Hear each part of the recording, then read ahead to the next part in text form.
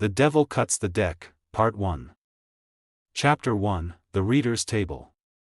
The shop didn't exist on any map. It sat at the edge of the old market district, tucked between a shuttered bakery and a pawn shop with a dead neon sign. There was no name on the window. No "open" sign. Just an old wooden door, slightly ajar, as if waiting for someone specific to step inside. That someone was Rhea Calder. She'd never planned to stop. She was only cutting through the alley to get home from her night shift, avoiding the rain. But as she passed the doorway, something tugged at her. Not physically. Not even emotionally. It was the kind of pull you feel in a dream, a memory you haven't lived yet. Rhea paused. Looked at the door. The bell above it jingled softly, though she hadn't touched it. And then the smell hit her. Cedar wood. Dust. Candle wax. And something older. The shop was narrow and dimly lit. Candles flickered in sconces shaped like open hands. The shelves were lined with antique books, dried herbs, and velvet pouches that whispered as she passed. Behind a low counter sat a woman, thin, with long silver hair twisted like rope, and eyes the color of bruises. She didn't speak. Just nodded once and slid something forward across the table. A tarot deck. Wrapped in black silk. Rhea frowned. "I'm not here for a reading." The woman didn't answer. Instead, she said in a voice like cracked parchment. "You were chosen at the cut." Rhea blinked. The cut? The woman pushed the deck closer. "It's already begun. The first card finds you. The others follow." Then she leaned in, and with a voice so quiet Rhea felt it more than heard it, she whispered. "Don't ever draw from the bottom." Against her better judgment, Rhea reached out and unwrapped the silk. The deck was beautiful, hand-painted, but old. The cards were worn at the edges, but somehow still gleamed. The backs were black, edged in gold, with a swirling sigil she didn't recognize. She touched one card. A shiver went through her spine. The woman smiled. Rhea drew the top card. It was blank. And then, before her eyes, ink bled through the paper, forming a figure cloaked in red, standing before a forked road lit by torches. She flipped it over. No name. Just one word, scrawled in blood-colored script. The choice. She looked up. The woman was gone. So was the counter. So was the door. Rhea found herself alone, standing in the middle of a candlelit room. In her hand, the card still burned warm. And behind her, on the floor, the rest of the deck had spilled out, cards scattered in a spiral. Each one was facing up. Each one had her face on it. But in each card, she was dying a different way. Chapter 2, The Cards That Follow. The air had changed. Rhea stood motionless in the middle of the dark, candlelit shop, only now, the walls were no longer lined with shelves or incense jars or whispers. The shop was gone. In its place stood something ancient. Stone walls. A domed ceiling painted with peeling frescoes. Candles sat in black sconces shaped like hollow-eyed masks. And on the floor, surrounding her like a summoning circle, was the deck, spilled, deliberate, watching. The cards showed her over and over, twisted in impossible deaths. Drowning beneath a frozen lake. Hanging by threads of red string. Sinking into a coffin of mirrors. Burning, from the inside out. Each card had a title scrawled in elegant, inked script. The silence. The split. The reflection. The ember. And the one still in her hand. The choice. Rhea backed away from the spiral of cards, heart thundering. Her throat was dry. Her hands slick with sweat. "I'm dreaming," she whispered. This is a dream. I didn't sleep, I was walking, I didn't. A sound. Like a card being drawn. Behind her. She spun around. The door was back. Only it didn't open to the rainy street she remembered. It opened to her apartment. Exactly as she left it, dim, cluttered, faint light leaking through the windows. She blinked. Was she back? She stepped through. But the moment she crossed the threshold, the card in her hand flared with heat. She yelped and dropped it. It landed face up. The red-robed figure on it had changed. It now stood in her apartment, its back turned.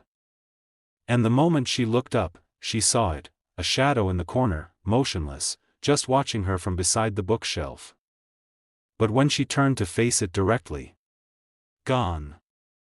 Only her reflection in the window remained. And behind her reflection, a card hovered mid-air, before drifting gently to the floor. The lights in her apartment flickered. The heater clicked off. The digital clock on her microwave flashed midnight over and over again. She approached the second card cautiously. It lay face down. Its black back gleamed like oil. This time, she didn't pick it up. She just crouched. Waited. And watched. It flipped itself over. Slowly. As if it knew she was watching. The image formed like before, bleeding into the paper in real time. A woman, her, standing at the edge of a subway platform, headphones in. Behind her, a tall figure in black, reaching forward. Below the image, a title. The Push. Rhea staggered back, gasping. She had been planning to take the train tomorrow. A third card fluttered out of nowhere and landed softly on her kitchen counter. She didn't touch it. Not this time. But she knew what it meant. The deck had followed her.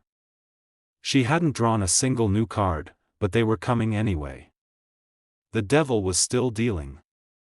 And he wasn't waiting for her to shuffle. Chapter 3, Cards Can't Burn. The morning came gray and reluctant. Rhea hadn't slept. She hadn't dared. She sat in her living room, wrapped in a blanket, surrounded by silence and cards.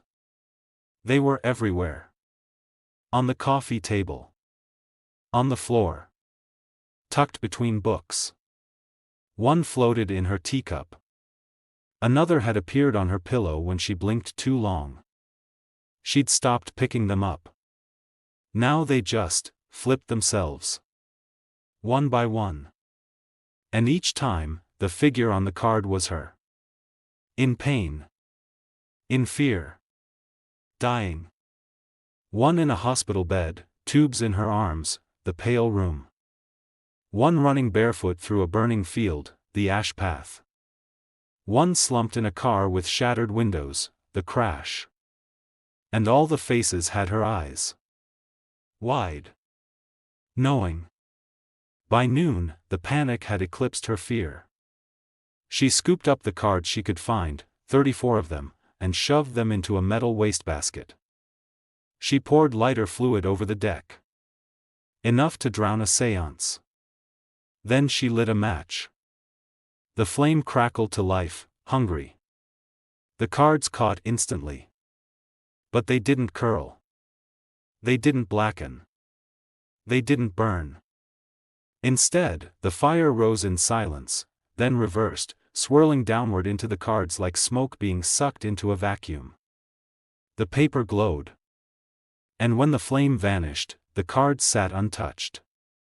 Cleaner. Sharper. As if fed. Rhea backed away, trembling.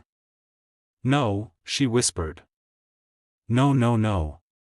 The top card in the pile flipped. The image was of a girl kneeling before a wastebasket, her face reflected in the fire. Title. The Refusal. Her doorbell rang. 3 sharp knocks. She froze. No one came to her apartment. Ever. She crept to the peephole. A man stood there. Pale, lean, maybe mid-40s. He wore a dark coat buttoned up to the neck, and a flat cap low over his eyes. He held a box in his hands. Wooden. Sealed. Rhea didn't move. But the man spoke without looking up. "Miss Calder. You missed your third card. It has to be drawn. You don't want to keep him waiting." Rhea flinched. "How do you know my name?" The man tilted his head. "Because it's already in the deck." Then he set the box down gently and walked away. She waited 5 minutes before opening the door. The man was gone. But the box? Still there. On its lid, carved in blood-dark ink. Shuffle carefully. Inside the box sat 5 things. 1. A red velvet pouch containing 12 sealed tarot cards, each one faintly warm. 2. A bone-handled letter opener engraved with a spiral. 3. A candle with a twisted black wick. 4. A folded parchment note. 5. A 6th card, already face-up. The 6th card made her blood run cold. It was her. Sitting in her apartment, staring into a box.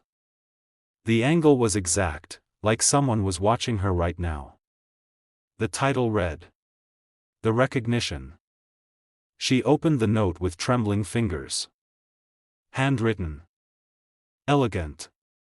Familiar. Miss Calder. The game has begun. Each card must be drawn in turn.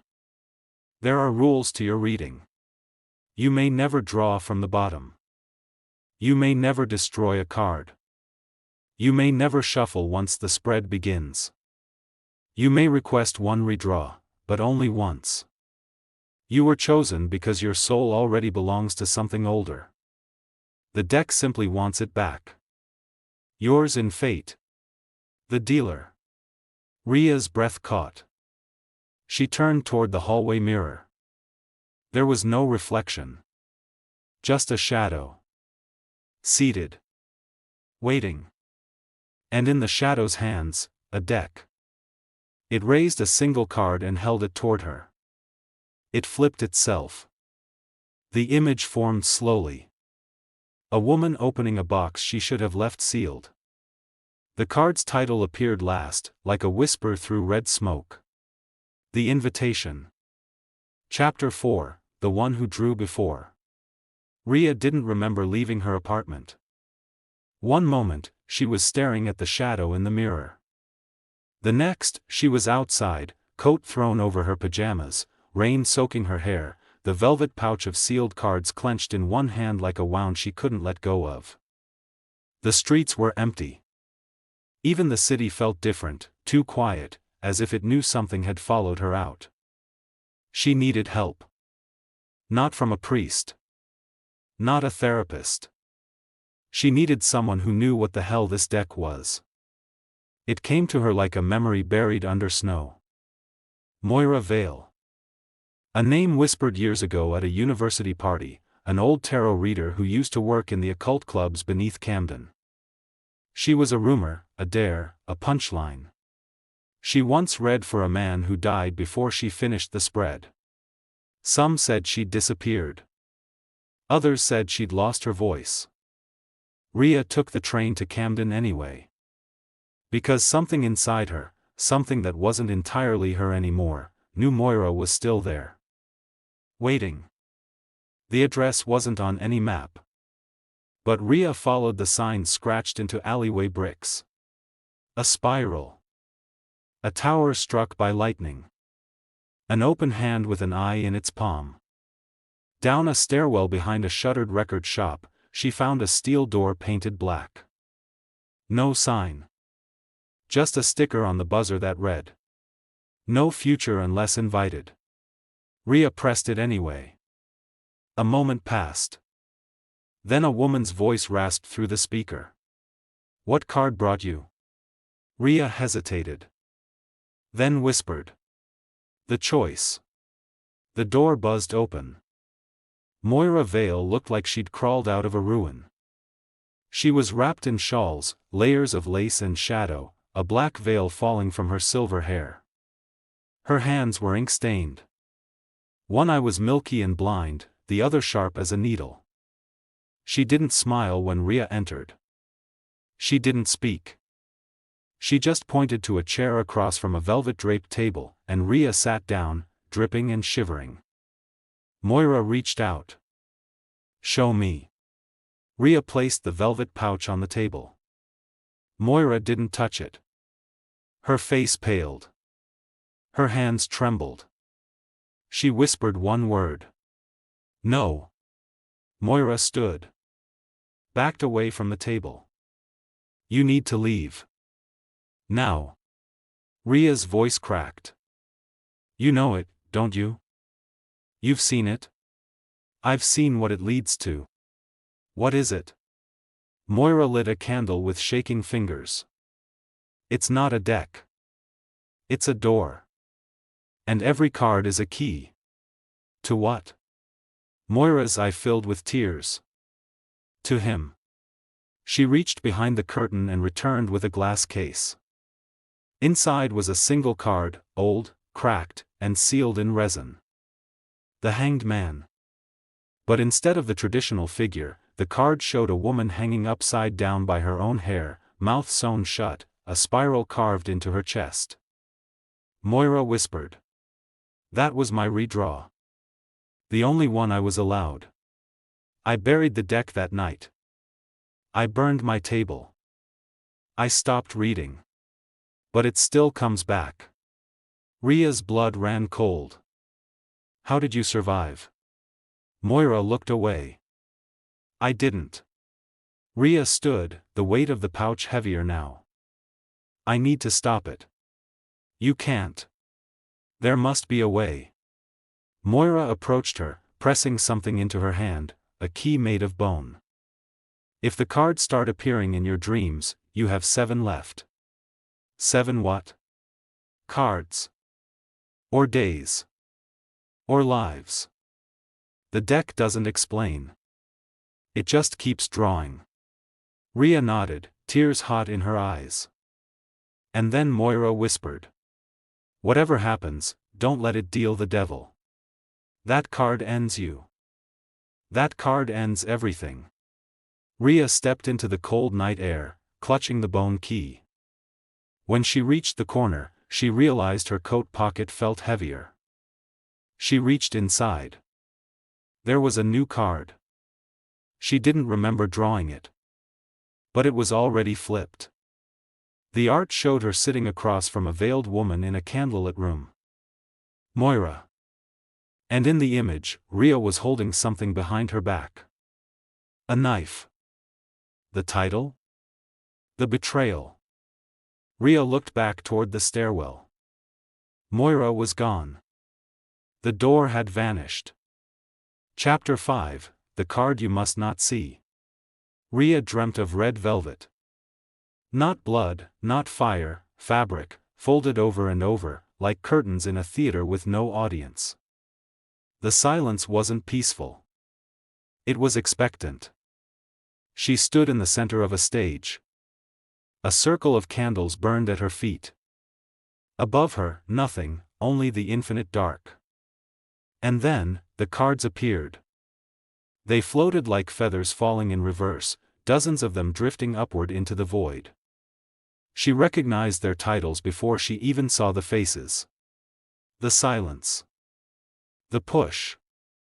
The reflection. The betrayal. Each card she had drawn, or seen, or feared, they were rising away from her, fading. All except one. One card remained at her feet. Face down. Black as ink. Edged in silver. Different. Heavier. She didn't want to touch it. Every instinct told her to run. But her body moved on its own. As her hand reached out, the candles around her flickered violently. The velvet beneath her shifted, shivered, as if alive. Her fingers brushed the card. And something whispered in her ear, but not in words. It was a breath. A promise. A curse. She turned the card over. The world stopped. The image on the card was simple. A masked figure seated on a throne of bone and strings, holding a deck mid-shuffle. His hands bled, but the cards did not. A grinning serpent coiled around his neck like a scarf, and behind him, a mirror, shattered, but reflecting only Rhea. No number. No suit. No meaning. Just the title, scrawled across the bottom in ancient red script. The Devil. Rhea shot upright in bed, drenched in sweat, her chest heaving. It was still dark. 3:06 a.m. Her apartment was silent. Except for the sound of paper sliding. She looked down. Her hand, already holding a card. Not in the dream. In waking. Her breath caught in her throat. It was the same card. The Devil. Identical. Still warm. The image shimmered faintly as if breathing. The reflection in the card looked up at her, and winked. She stood, shaking, dropped the card onto the floor like it might burn through her. The moment it touched the ground, every candle in her apartment flared to life, without matches, without flame. They burned black. Shadows on the wall bent inward. The spiral pattern she had seen on the card's back began to etch itself into the wallpaper. It was no longer a deck. It was here. From behind her, a voice spoke. Calm. Close. Impossible. The card is drawn. The game is ready. The hand begins. She spun. No one there. Only the mirror. But this time, it didn't show her reflection. It showed a theater. Empty. Candlelit. And in the center of the stage. A table. A deck. Waiting. She looked back down at the devil card. The image had changed. It now showed her at the table. And behind her, in the dark wings of the stage, a tall figure held up a single card. Face down. Unseen. Unrevealed. Title. The Dealer. Chapter 6, The Next Dealer. Morning came late. The light that filtered into Rhea's apartment wasn't gold or warm. It was dull. Gray. Like someone had dimmed the sun behind a veil of smoke. She hadn't slept again. How could she? The devil card sat on her table now, motionless. No longer shimmering. No longer warm. But she couldn't bring herself to touch it again. Not after what it showed her. Not after that wink. Not after seeing a stage, and a table, with a deck waiting just for her. She hadn't left her apartment in over a day. She had stopped checking the news, her phone, her email. She'd silenced the world the way someone would silence a radio during a storm.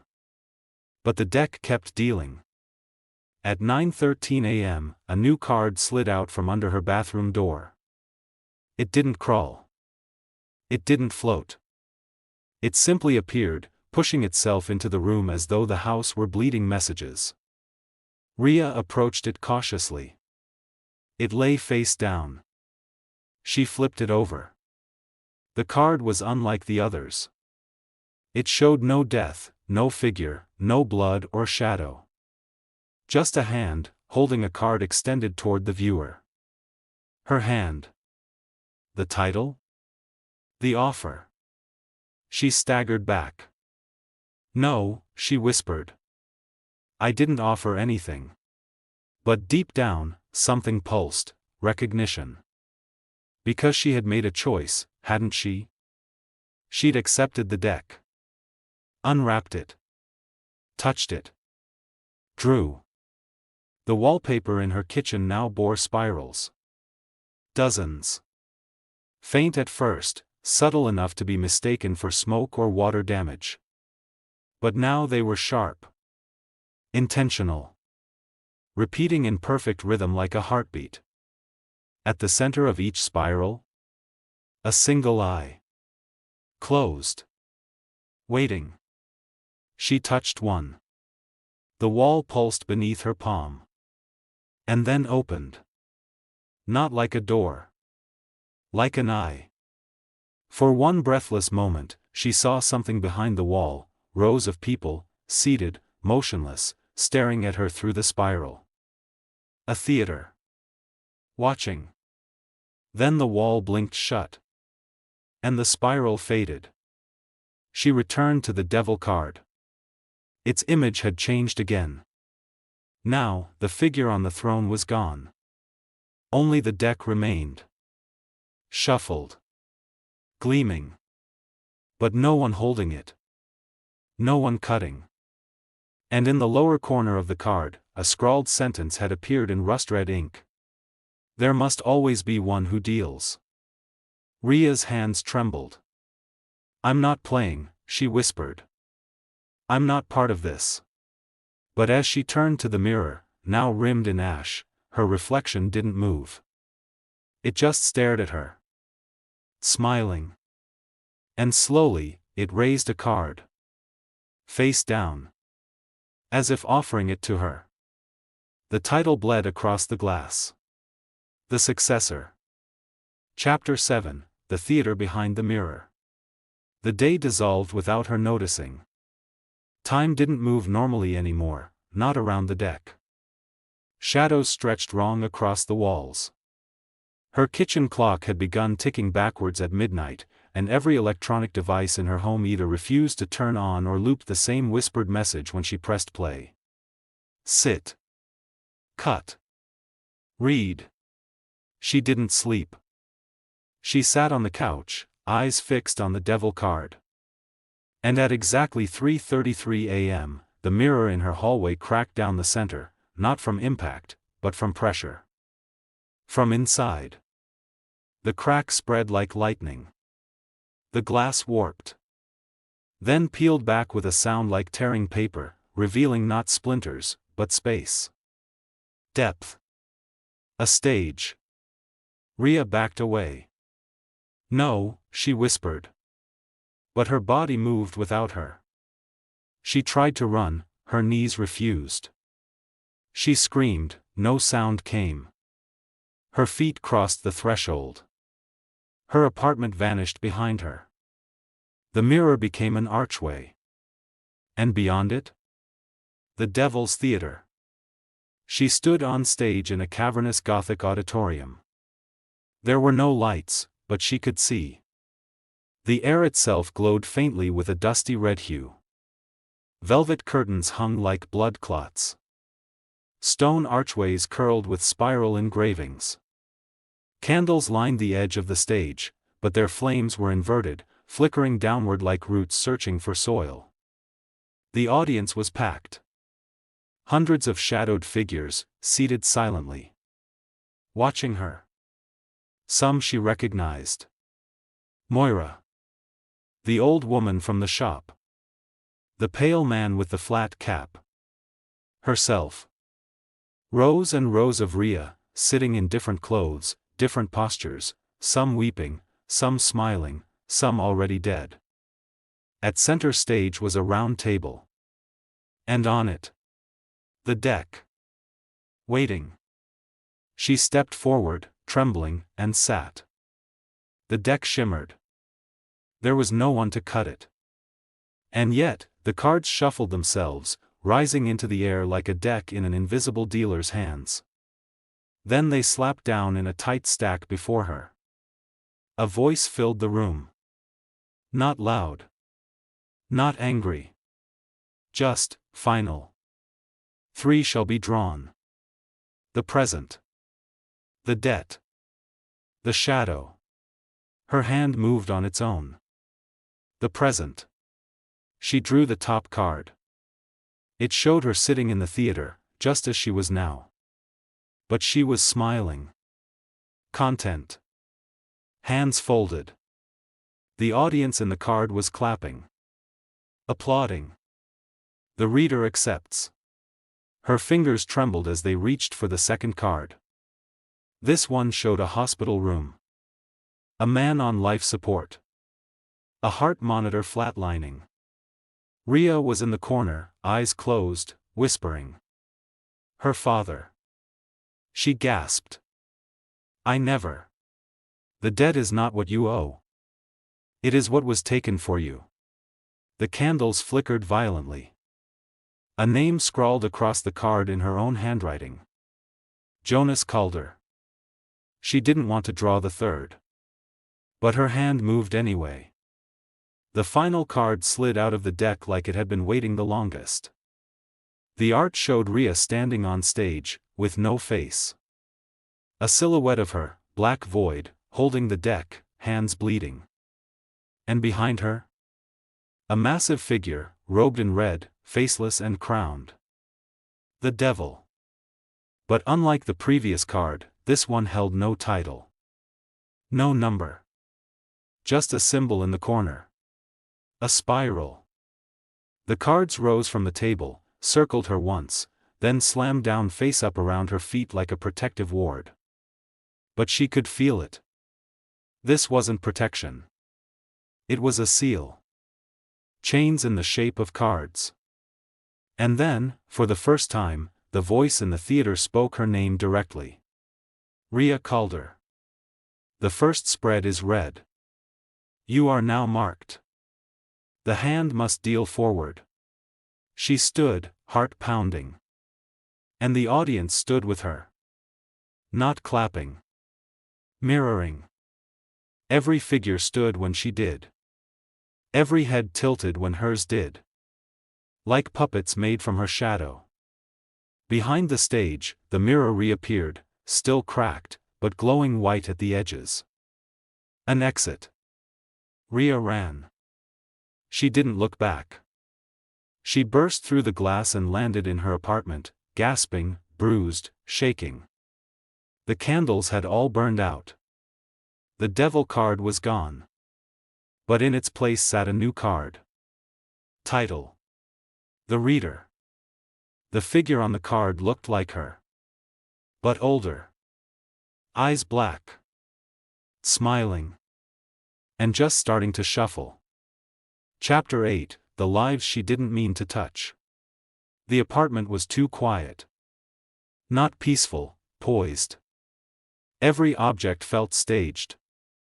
Her couch, her books, even her mug on the table looked placed, as if someone had set the scene in advance. As if she were already inside another card. One she hadn't drawn yet. But she wasn't alone. Because now, the deck moved on its own. The cards from the stage, the present. The debt. The shadow dot, were nowhere to be seen. Instead, a new 3-card spread had formed on her coffee table. Unshuffled. Undrawn. And each card had a name written across the bottom. Clara Whitmore. Officer H. Devereaux. Jonas Calder. Rhea's breath caught. The names felt burned into her skull. Clara, her neighbor 2 floors down. Quiet, polite, always left tea at Rhea's door when she was sick. Officer Devereaux, one of the regulars on her route home. The one who once helped her fix her bike chain. And Jonas Calder. Her father. Dead 10 years. She didn't want to touch them. Didn't want to flip them. But the rules weren't asking. They never had. One by one, the cards flipped themselves, slow and deliberate like a guillotine blade. Card 1, Clara Whitmore, the cup. The image. Clara pouring tea into a cracked porcelain cup. Her reflection in the tea was not her own, it was Rhea's. Behind her, shadowed hands reached toward her shoulders, unnoticed. Beneath the art. Those who offer comfort often pour from an empty cup. In the corner, the same spiral. Card 2, Officer H. Devereaux, the Watcher. The image. The officer at a crosswalk, clipboard in hand. But the paper was blank, and his shadow reached farther than it should, out into the street, where a child chased a ball toward traffic. Beneath the art.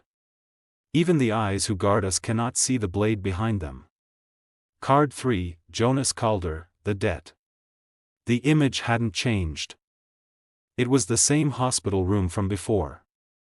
Only this time, the figure in the bed wasn't in focus. Rhea couldn't see his face anymore. Only her own, reflected over and over in the medical monitor screen. The line below had been updated. A soul was taken to spare yours. The ledger collects. Rhea stepped back. Her legs hit the armchair. No. I didn't ask for this. I didn't choose them. But something inside her whispered. You drew. You read. You accepted. And the truth settled into her bones. The moment she read those cards, the reading began. Fates were in motion. Whether she wanted them to be or not. She rushed down the stairwell, heart in her throat. Clara's apartment was dark. She banged on the door. Clara. Please, answer me. Nothing. She checked the knob. Unlocked. The apartment inside was still. Too still. A single cup of tea sat on the kitchen counter, steam still rising. Clara wasn't there. But on the windowsill, a single card rested in front of the open pane. Rhea picked it up. The cup. Again. Only this time, the tea inside the illustration had gone black. Her phone buzzed. Unknown number.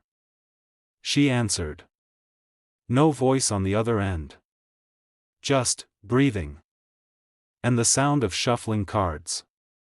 Then a whisper. You read for them. Now they draw for you. Click. She ran again. Out into the street.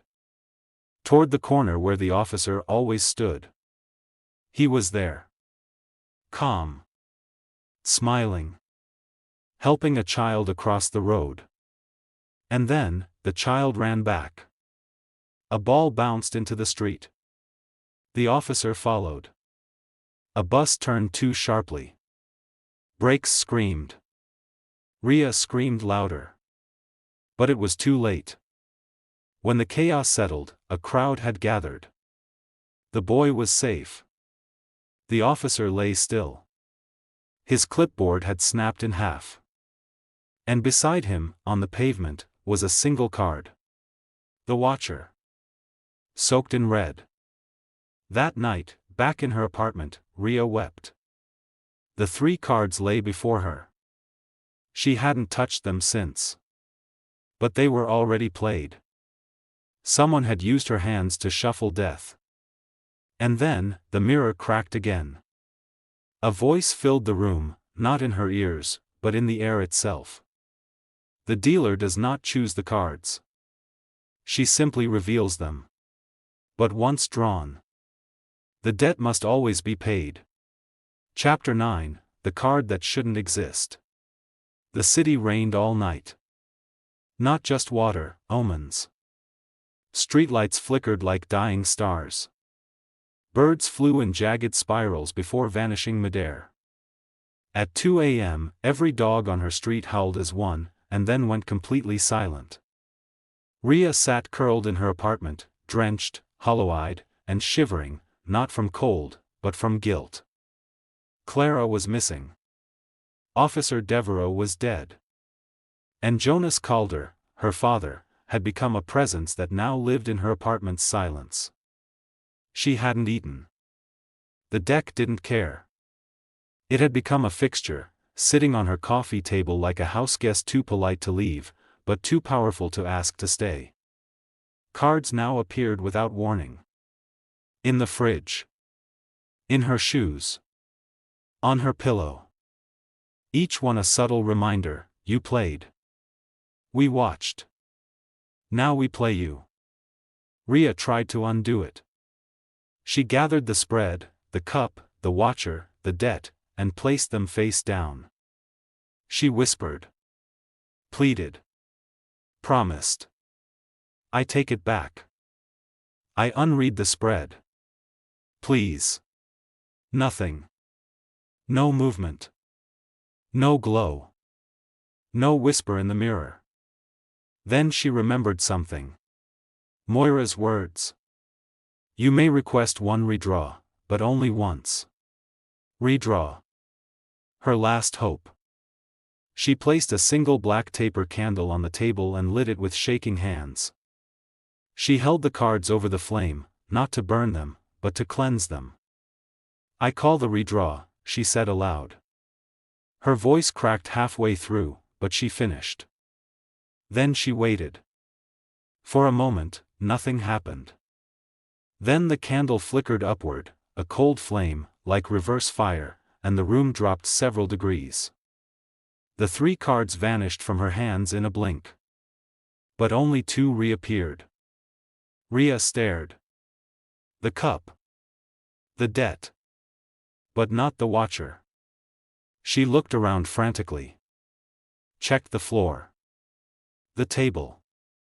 Her pockets. Nowhere. The 3rd card, the death card, was simply gone. And yet, she felt it. Like a wound left behind by a missing tooth. Something had been removed. But nothing had been healed. Then the deck began to hum. A low, quiet throb, like a cello played beneath the earth. It vibrated against the table. The top card rose slowly, though she didn't touch it. It hovered, spinning once, then fell face down in front of her. Rhea hesitated. This wasn't one of the usual cards. Its back was different. Still black, but etched with a jagged X, scratched by something sharp and angry. The corners were frayed. It looked older. Meaner. She reached out. The moment her fingers touched it, a voice whispered from behind her ear. That one was never meant to be drawn. Rhea yanked her hand back, but the card flipped anyway. The art was brutal. Her, standing in front of the deck, hands raised, a look of terror on her face. And around her? Figures rising from the seats of the Devil's Theater, cloaked, boneless, grinning with mouths full of cards. But she wasn't reading. She was being read. Her body was covered in spirals, drawn in ink and blood. Each eye on the figures stared not at her, but at the card in the center of the spread. A card that simply read, You. No title. No suit. Just one word, in jagged black text across the bottom. The reversal. The lights in her apartment went out all at once. The flame on the candle turned black. And from the mirror in the hallway, someone laughed. Not a cackle. Not a villain's glee. It was soft. Pitying. Like someone watching a child try to win a game rigged from the start. Then the mirror clouded, ink bleeding across the glass. Forming a single phrase. You cannot unread what is already rewritten. She turned toward the front door. It had opened an inch. No footsteps. No wind. Just, open. And on the floor inside the doorway? A card. Face down. Waiting. The story may end here. But the darkness never sleeps. Like this video to keep the shadows stirring. Share your whispers in the comments. Your voice shapes the next nightmare. And subscribe to our YouTube channel, The Gothic Hour Stories and Mysteries. Where every tale lingers, and every soul leaves a mark, the Gothic Hour awaits.